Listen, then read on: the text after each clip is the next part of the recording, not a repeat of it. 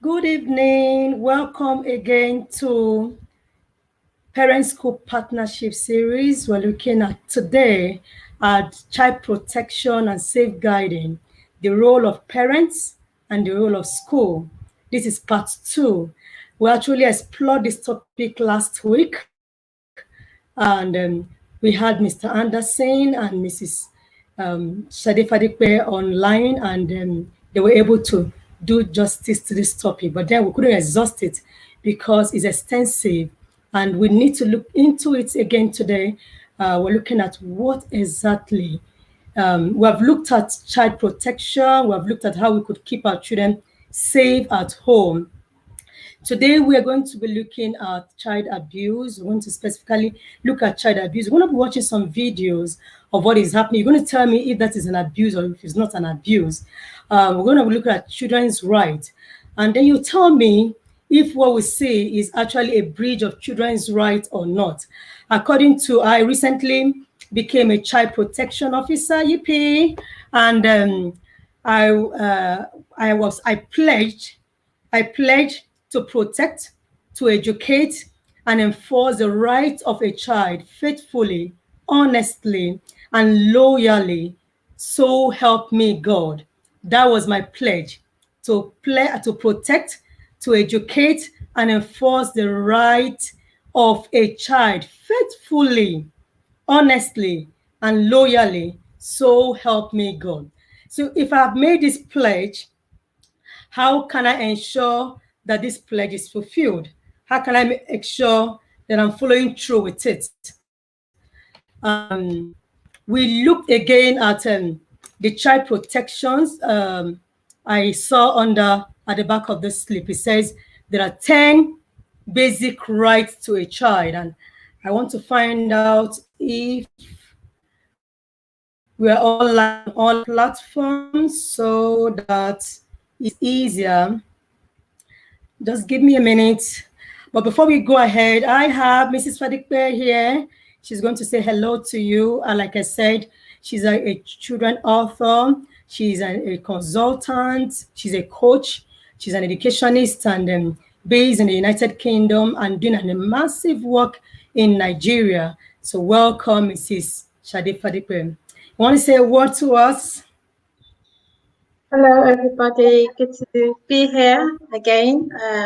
We were here 6 days ago, 7. Yeah, we're still back on the same topic of child protection, child rights.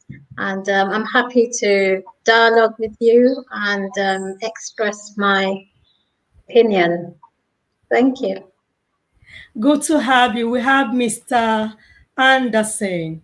And I did mention to you last week about Mr. Anderson. Mr. Anderson is in the studio. Hello, Mr. Anderson. You want to say hello to us, Mr. Anderson? Hi, are we? Hello, Mr. Anderson.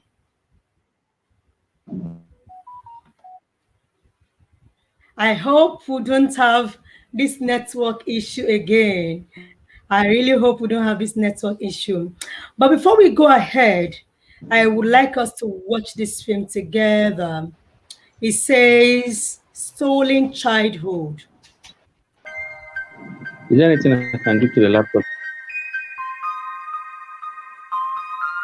I give you the power. It's in your hands. I give you the power. It's in your hands. I give you the power. It's in your hands. I give you the power. It's in your hands. Let me be the one to set you free. Give your all to me. If you believe, then you will see that it's all in me. I give you the power. It's in your hands. I give you the power.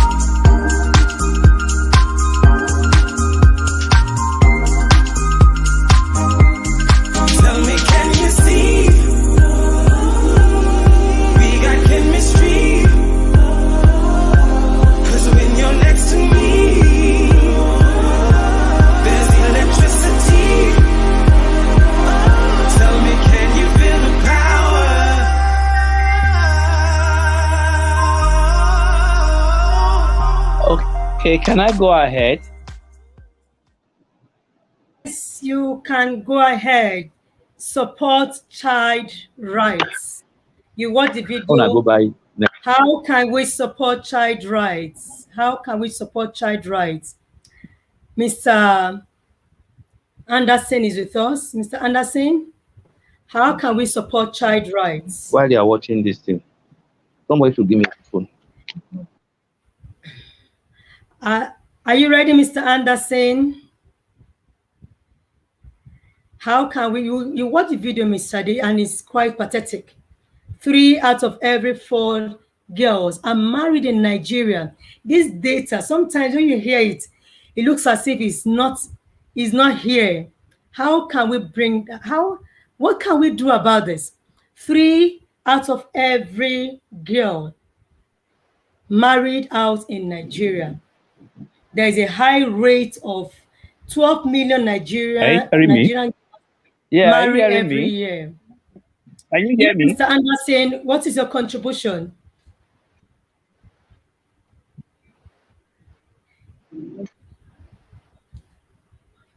Yeah, go ahead, Mr. Anderson.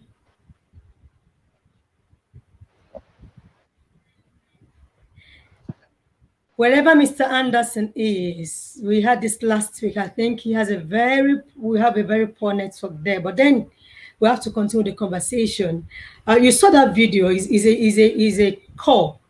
Is a video by UNICEF actually, and it's so pathetic. If you look at the data there, it says 12 million girls marry every year. 12 million girls marry every year, meaning 12 million girls under the age of 18 marry every year. Now, bringing it down home, the data says 3 out of 4 girls in Nigeria. Just imagine it. Look at the 3 girls playing outside. And to say that 3 out of those girls and 1 remain, 3 out of those girls are married before the age of 4. Mind. And why I believe this, I encountered as a school I was consulting for some time ago, and a case was brought to me. And these children then they're just in year 7. Year 7, they should be 10 years, 10, 11 years. And one particular girl was already, she said she was already betrothed. So she was carrying herself with that, I'm a married woman kind of courage, like I'm married, you know. And she wasn't talking to the boys in school. She was very careful. She made sure, you know, it's a school where you could use your hair cover. She made sure she was always covered. And I was asking a question. Another girl who was not yet betrothed, who was not yet married, so to speak, you know, became emotional. That how come this girl is married and she's not, and then in the class nobody's looking at her, you know, such things. So the case was brought to me, but I looked at the background behind it, the background story, which aligns with the video we just watched by UNICEF. You know that 3 out of 4 girls are married in Nigeria before the age of 4. Mind, 4. When I've been saying 18, I was saying 4. It says 4. Did I see that right? Did I just see it right? You know. So the message there said it takes all of us to protect our children. And I have pledged as a child protection officer. I have pledged that I'm going to protect. I'm going to educate. I'm going to enforce the rights of a child faithfully, honestly, and loyally. So help me God. What can we do? Where do we begin with this kind of data? I don't know how you feel about this. I looked at it and I imagine, you know, my daughter is 9 years now, and I'm just looking at her.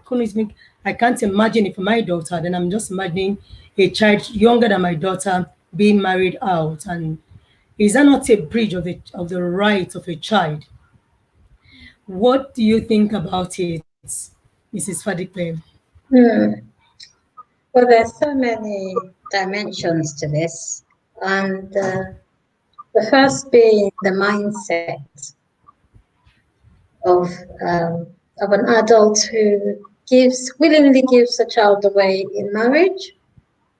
What's the mindset behind it? What are the benefits of shedding your responsibility as a parent and handing it over to somebody else and titling it as marriage. Absolutely. So, you know, there's the issue of mindset and what we see as right and wrong. So if Absolutely.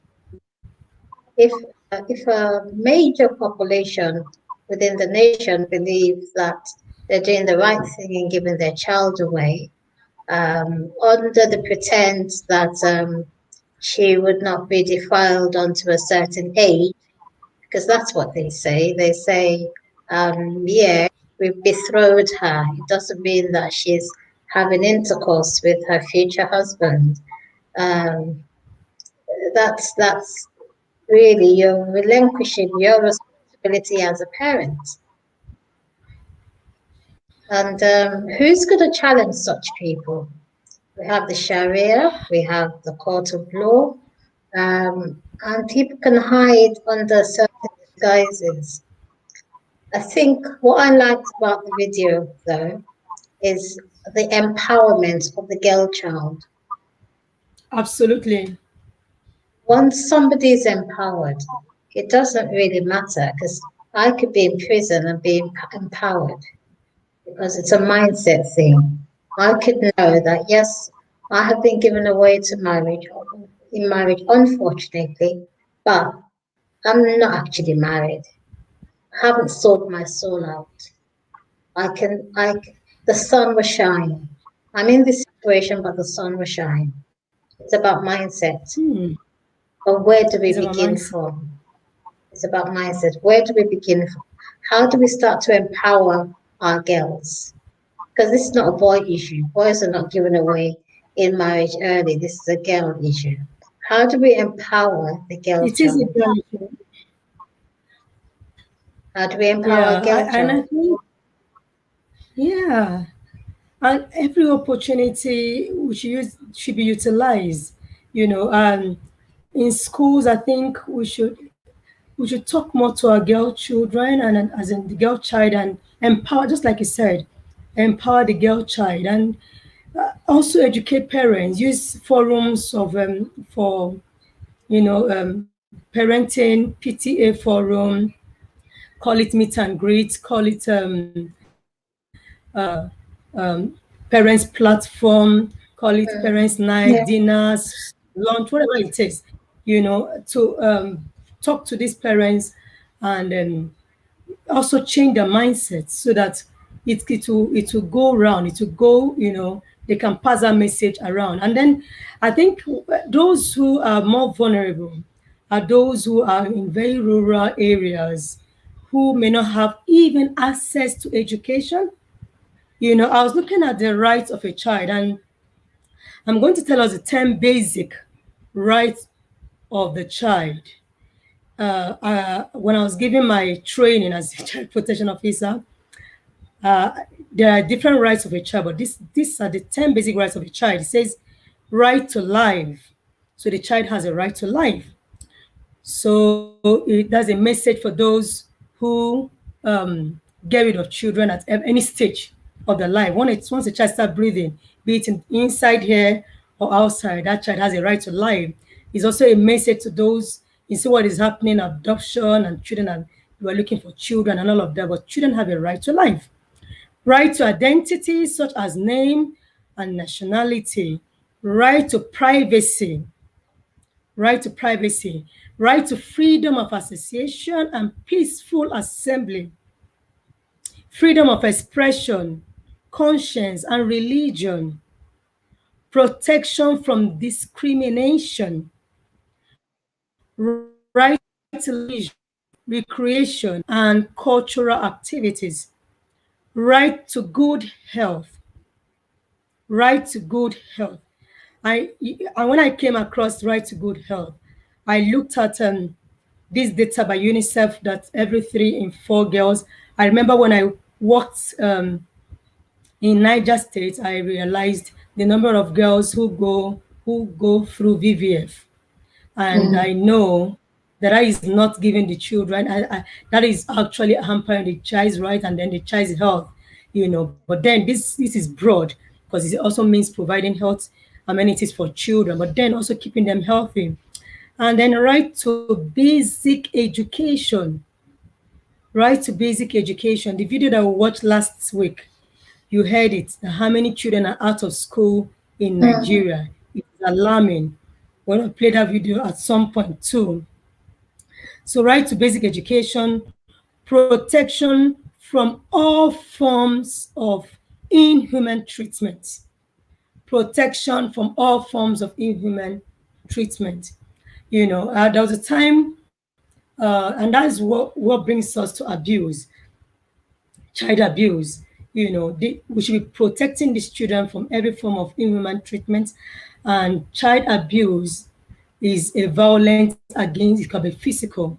And it cannot, even if it's not physical, it can also be, a maltreatment against children, in any form, anything that affects the rights of a child, anything that makes that is a violence against children, anything that is threatening the child's life, threatening the child's education, threatening the child's well-being, is a form of child abuse, is an abuse for the child. So how that also boils down, if a child should be protected against this, and we have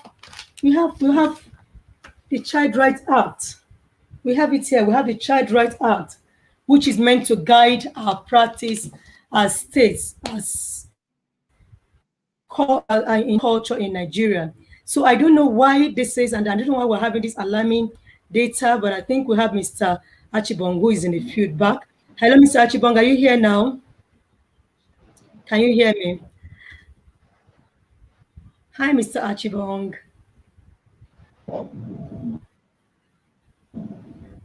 All right, I'm going to be patient with you. I see you're coming up. What is happening in the field? You are there? Hello? Yes, we can hear you now. Go ahead. Hello? Yeah, I'm hearing you. Yes, so I just wanted to take a look at, tell us what is Hello, child abuse. I'm hearing you. We can hear you too. So what is child abuse, and how can we? I'm hearing you. Yes, we can hear you too, Mr. Achibong.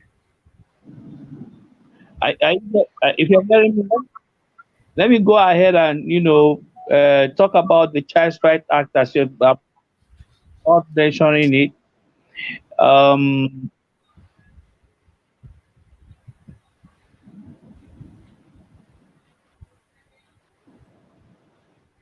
We're listening.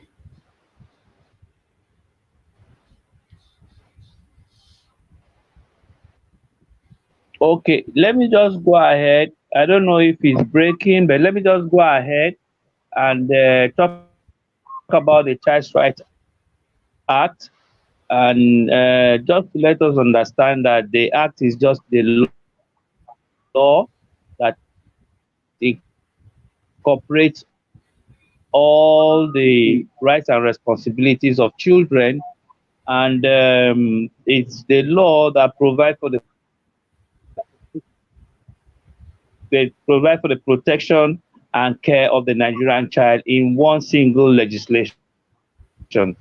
So this document gives partners, gives actors the right to at least intervene and protect, intervene in issues concerning children. And when we talk about children here, we are talking about human beings that are below the age of 18, 0 to 18. So protection starts from the womb. So if the protection starts from the womb, it means that we should be able to guide these children and give them the best. And the Child Rights Act also, divided, or let me say, subsumes the right of children into 4 major categories, which include protection, participation, development, and survival. These are some of those These are rights that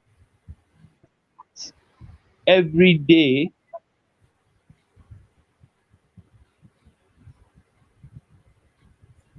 it must be upheld. The Okay. children must be protected every day. The children must survive. The children must develop in terms of physical and mental development. That is where we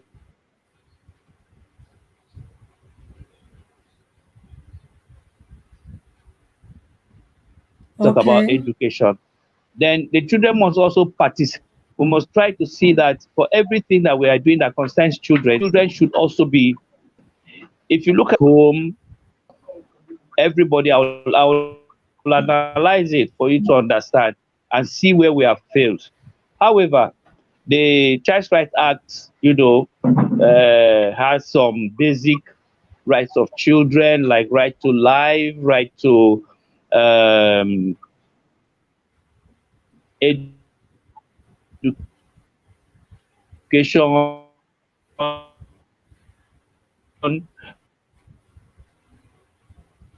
right protection from discrimination,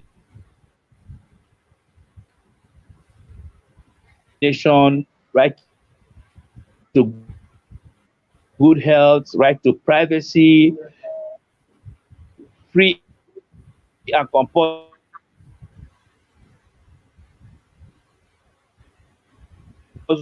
universal education,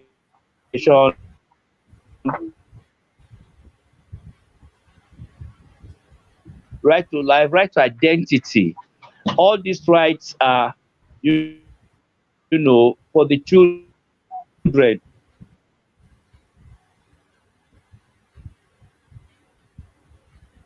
Okay. We need to see how we can give it to them because they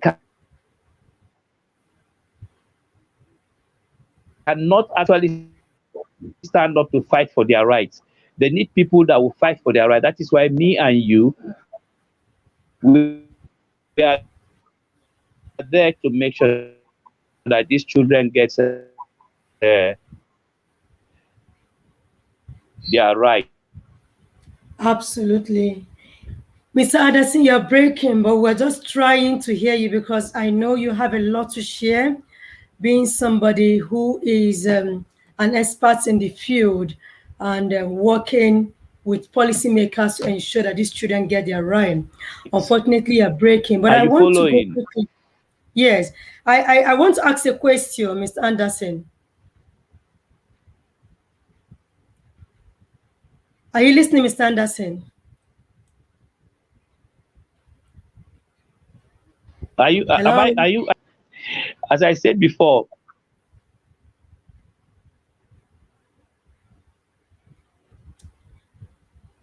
I was going to ask you a question, Mr. Anderson, because I see you as what can cause a child to,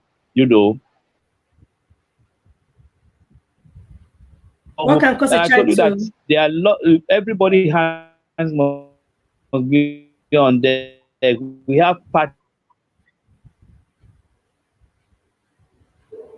We have people who are supposed to take the responsibility of protecting the child. This Okay, includes the family, the family,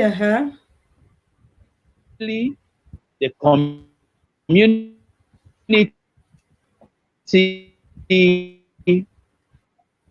the community, yes.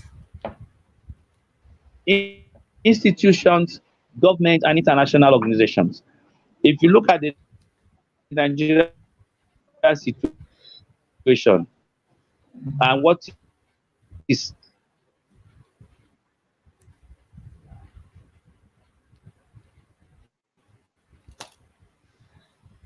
We keep breaking, Mr. Anderson. Obtainable We now. keep- The family have failed Yeah. us. Okay. How about the community?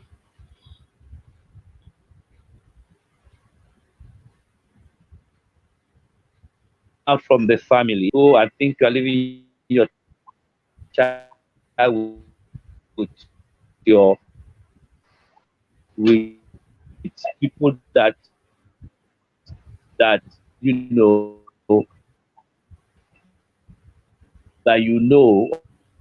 or the family.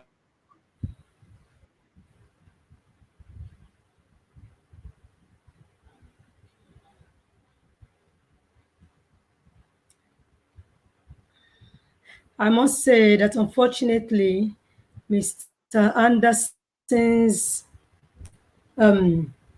Mr. Anderson's network is very poor, and as in where he's reporting from, he has changed the location, I think, but then we're still finding it very difficult. I was actually straining my voice and I needed to hear him, and I know he mentioned the 5 institutions that are meant to protect the children. He said the family, he said community, he said institutions, the government, and international organization. I was going to hear the bit about when he said that the family has failed us. I wanted to know his perspective because Mr. Anderson is there every day in the field. This is what he does, and I wanted to know what makes him feel that the family, yes, has failed us, as in he must have strong data. But then that, having said that, even from this video that we watched, it goes a lot to show that family could have failed us, for families who give out their children as early as 4-year-old in marriage would have failed us in protecting the rights of that child. Families who give out their children very early to go, to go as, for child labor and, to do one thing or the other out there in the streets would have failed us. Families who give out their very young children, as servants, as in to go serve as house support in another place. Now, it's all interwoven: poverty, economic situation, social economic situation causing all of this. But then, practically, this is a situation.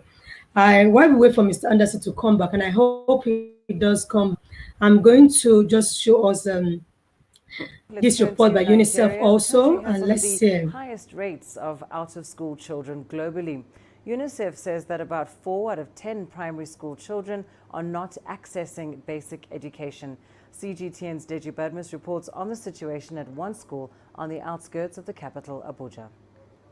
If you're looking for one community that clearly typifies the education challenge rural communities in Nigeria are battling with, it's this one.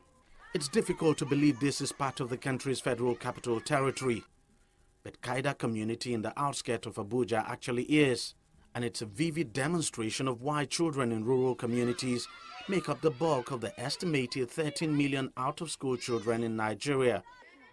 This is the only school in the entire community.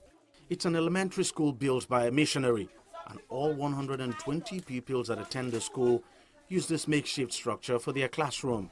With no support in terms of funding, the missionary has not been able to develop the school beyond this stage since it started 6 years ago.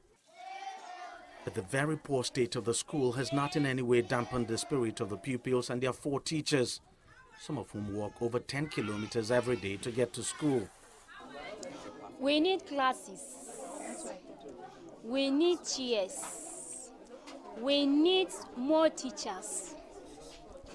And if they can help those, there are orphans in these children in this school. It's through the assistance of people like Anne Ogozi, a humanitarian, that the school is able to manage to keep going. She comes here once in a while to distribute supplies like books and medicine. Apart from the education that is lacking here, the medical situation in this village is bad. They don't have water, good water. They have just one river.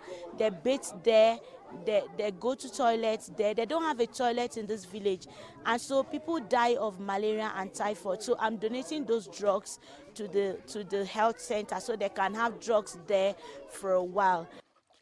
Indeed, this is the only source of water in the community. The only borehole constructed for them stopped working a long time ago. So with no water and toilet, some of the pupils simply stay away from school sometimes. Sometimes even us, we used to suffer, we used to shout before they can turn up. What I want to say to the government, please, they can help us, that they will give their support, or they will come and assist this community. Honestly, this community is needed help. During the campaign, they can enter here, say, when you elect them, they will come and bring borehole, whatsoever, and the people that they are graduate, they will give them work. At the end, we will not see anybody. Conditions in communities like this are directly responsible for the high rate of out-of-school children in Nigeria. The pupils of the school are still managing to defy the odd and get an education no matter how poor. But if the fortunes of the school do not change over time, then Harvesters of Christ Primary School would eventually shut down, and its pupils will swell the number of out-of-school children in the country. Deji Badmos, CGTN, Abuja, Nigeria. Wow, this is the FCT. This is not, this is in the Federal Capital Territory. If you have this happening in the FCT, then you can imagine what is happening in other parts of the country. Now, I wouldn't say this is beyond you and I. This is Ngozi at her own level, contributing her quota. That means anybody, anywhere, even those of you listening to me, you have a role to play in your little corner. During the COVID, I know a lot of teachers who went out there, went to the community to, give one service or the other, one free service or the other. But that's the state of our nation. 38% of children are out of school. And we had it last week, the alarming rate of children who are out of school. What can we do at our level? I'm not here to talk to the government.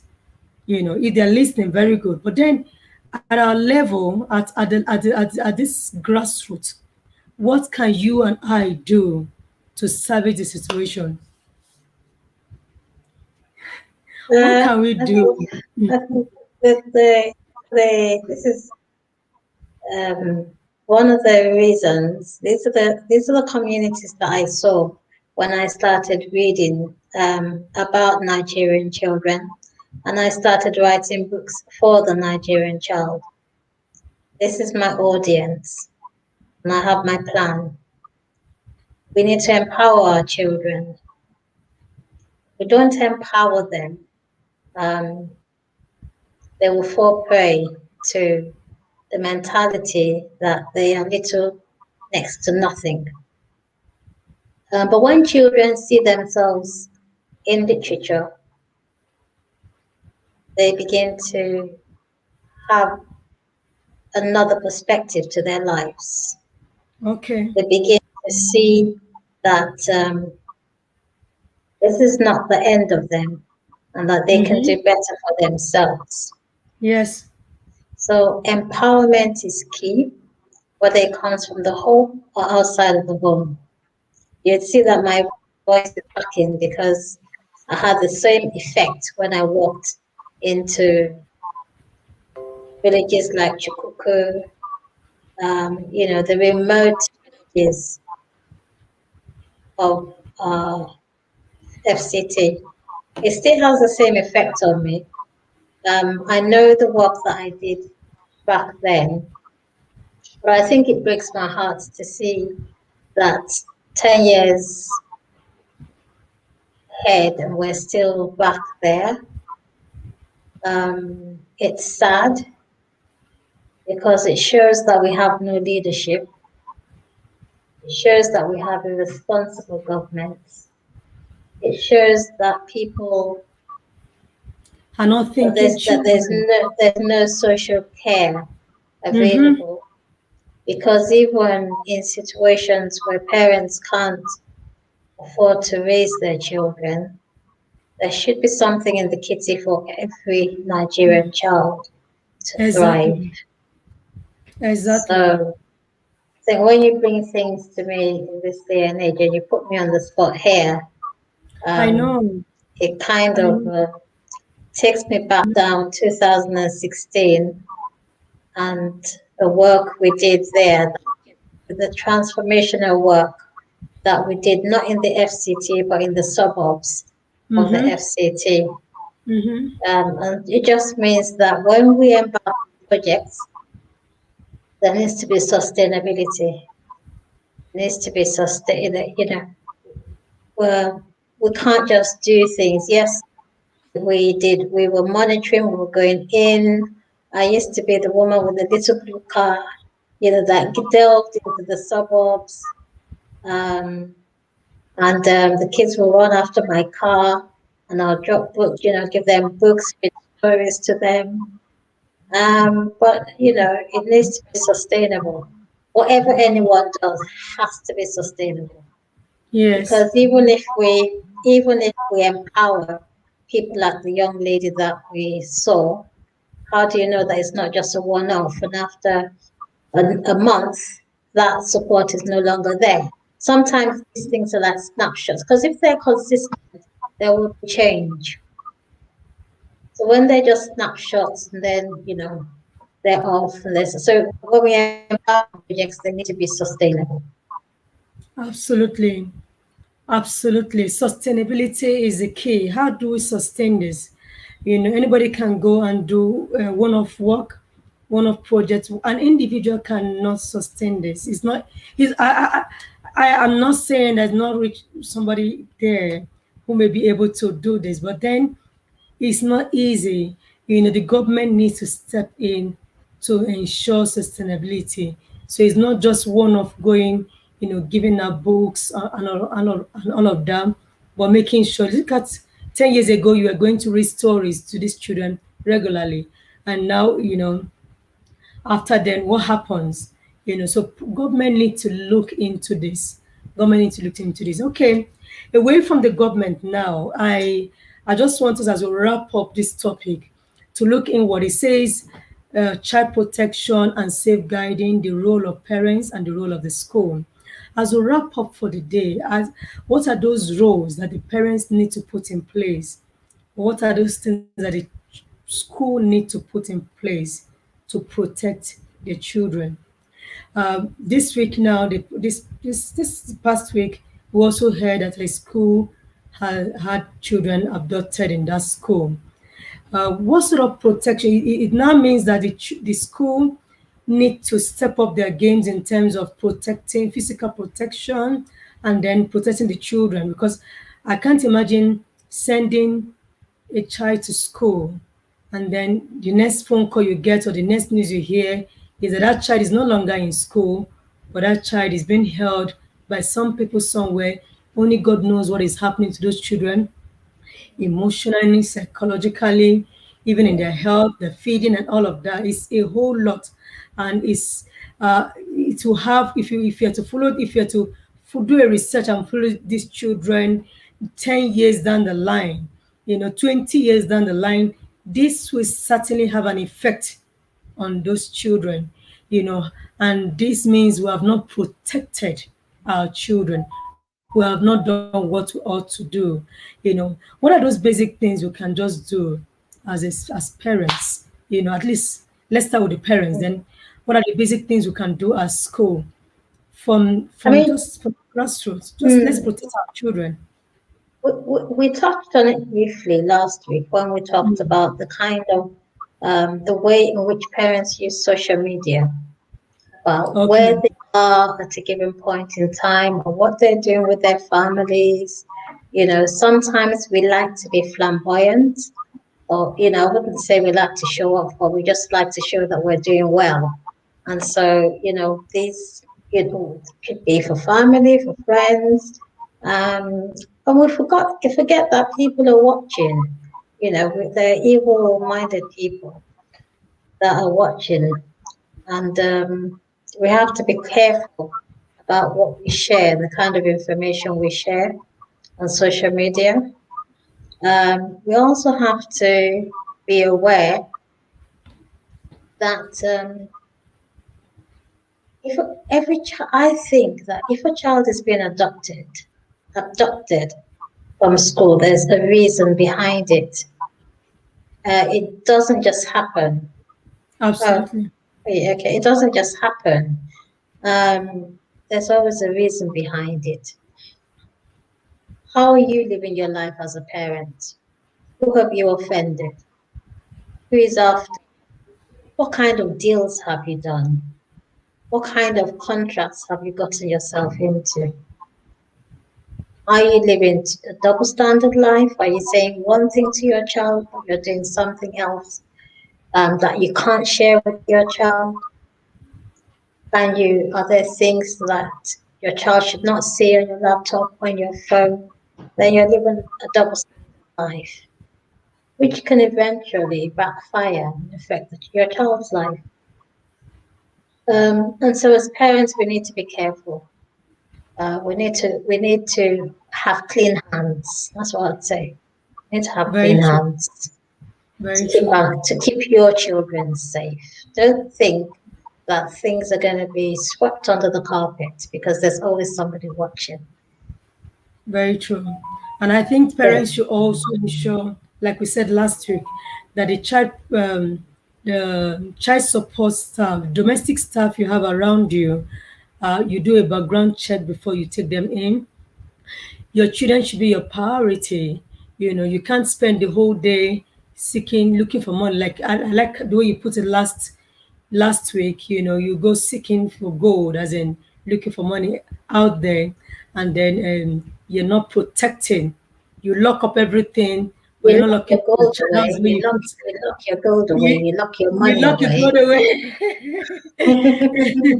You lock your gold away. And your house help knows that the gold and the money is locked away. But hey, the child is with me, so I can do whatever I want. Want to You try? know, Yeah.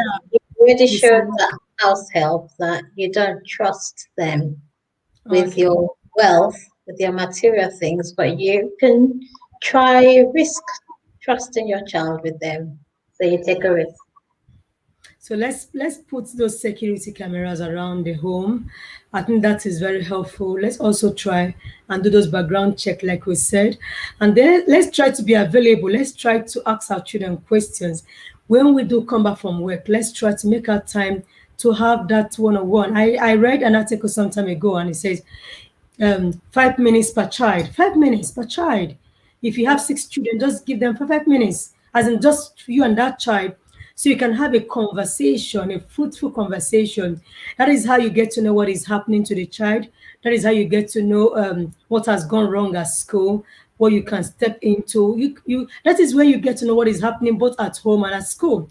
So you need to give your child that 5 minute discussion. At least that's the minimum every day that you should just spend just with that one child, then the other child, not with all your children, just that one child, have a discussion.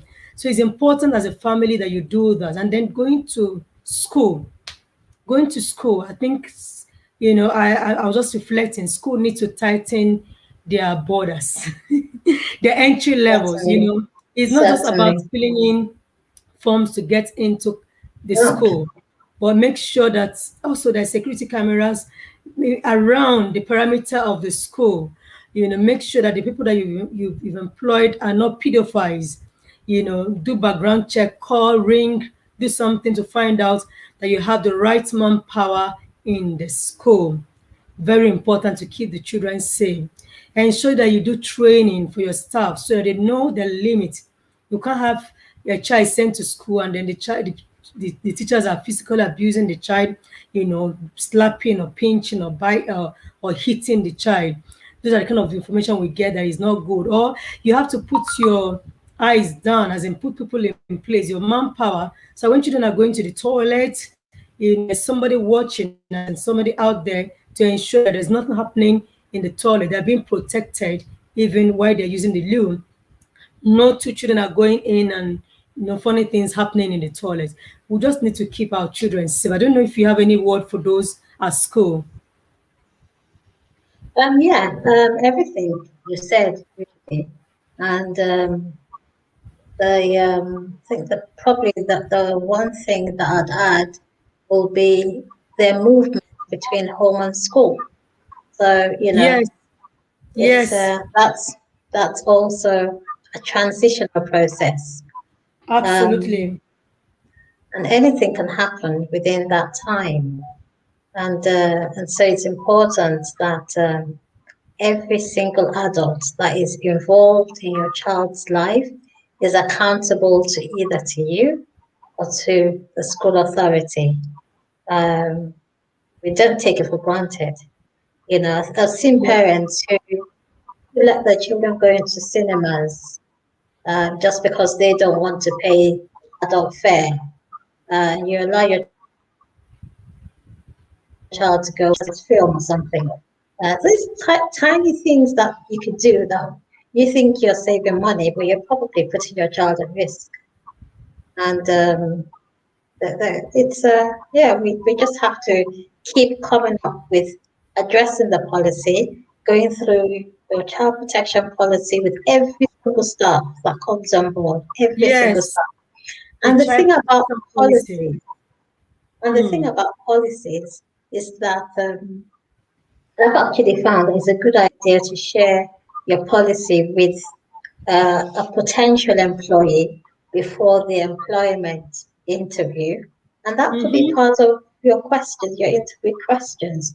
And even if you don't share it with the interviewee, you could put it on your website and Exactly. interview such a person about your policies, because if somebody really wants to work at your school, they would have gone to do their own research about your school before coming for the interview. So that's how Exactly. you find out how interested they are in you. Very true. The child protect most schools don't even have a child protection policy. They don't even have the Oh dear, policy in oh place. dear, Yeah. oh So dear. that is something very, very important. And I want to really appreciate you, Mrs. Fadipe, for taking out your time. I know how busy you have been. I know how busy you have been. I also know we just finished a meeting, not quite long. So I know it's been a full day jumping from one meeting to the other. But it's a good thing you're doing for the Nigerian child. And I'm going to have you on Thursday as we celebrate the World. You have to Yeah. tell me what time. The Yes, day and is getting packed also for we're very going to quickly. have you reading some of those your books, the ABC. I know that at least that one is the one for younger children. And then we'll talk about the other books that you have written. But thank you very much. Thank you, Mr. Anderson. Mr. Anderson Achibong has really, really tried to join us, and then he's been terrible with his network. But then I'm going to get him to write us some of those things as an article, and I'm going to post it on the Parent School Partnership platform on Facebook. I'm going to post it on my timeline, so that is from Mr. Achibong to you. So if you are looking forward to hearing him today, don't be disappointed, because you're going to be reading from him, and that you can always keep and for yourself. So thank you very much, Mrs. Fadikwe. I appreciate you, and thank you for your time, and thank you for what you're doing for Nigerian children, even though you're not in Nigeria, working from abroad, and you're still interested in My heart Nigerian is in child. Your Nigeria. heart's in Nigeria. Really, really appreciate you. Thank you. So, people, thank you very much for joining us today on the Parent School Partnership platform. And then thank you for your contributions. Thank you for your time. Really appreciate. We're here for the Nigerian children. We're here where this is a place where school and home partner together. This is where we talk about things that affect us at school and also affect the child at home. It's about the child, and we need to work together as school and as home, as school and as parents, to ensure that the child is given the best start in life, the child is supported throughout his learning time, and the child is supported throughout the childhood, which is very important. So thank you again for joining us today. I hope to see you same time next week, and I'm going to be posting what the next topic will be. You don't want to miss it. But before then, I have a message. I'm going to pass on that message maybe tomorrow. Something happened last week, and a teacher called me, and I will have a message for parents. But that is not for today. So that'll be next week. I'll find a time to just give a quick chat to parents. Very important. So thank you for joining us, and see you same time next week. Bye. Have a good evening. Bye-bye.